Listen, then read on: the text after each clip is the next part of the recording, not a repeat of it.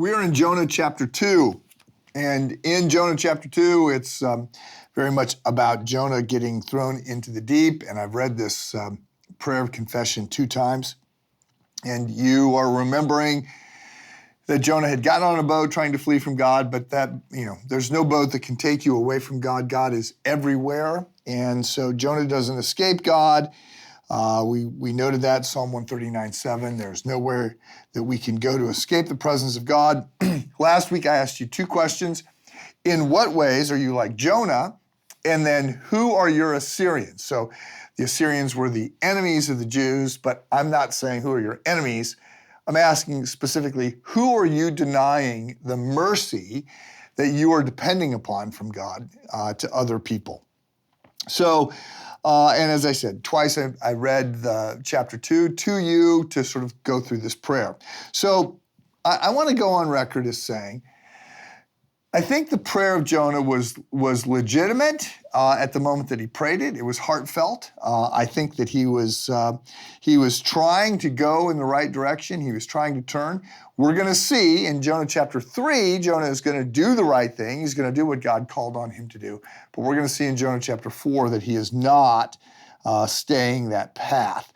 He very much pivots back to being the small-minded, angry, nationalistic guy who wants to see the Assyrians wiped out. And I get that. I get that kind of regression. I get that kind of duplicity.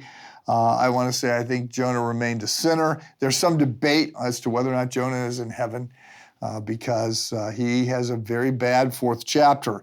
And I'm not really sure that I can answer that question. Dr. Martin Luther King mentions this. He's sort of referencing Romans 7, Jonah, all kinds of things when he says that he sees the patterns of Dr.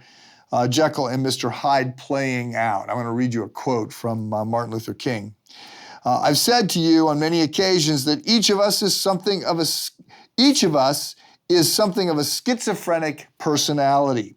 We're split up and divided against ourselves, and there is something of a civil war going on within all our lives.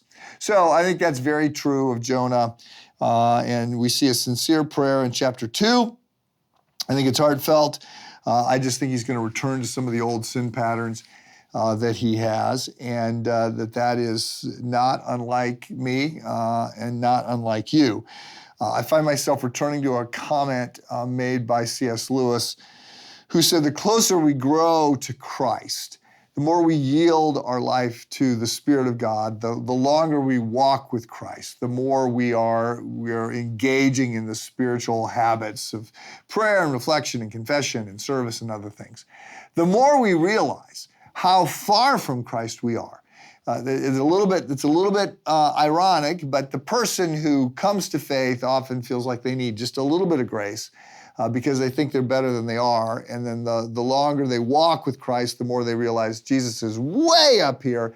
And it's not just that Jesus is way up here, but they realize how much more broken they are. And it's the saint, not the sinner, who says that they need this much grace. The sinner will often maybe initially think they need a lot of grace, and then you start to think, I'm not as bad as I thought.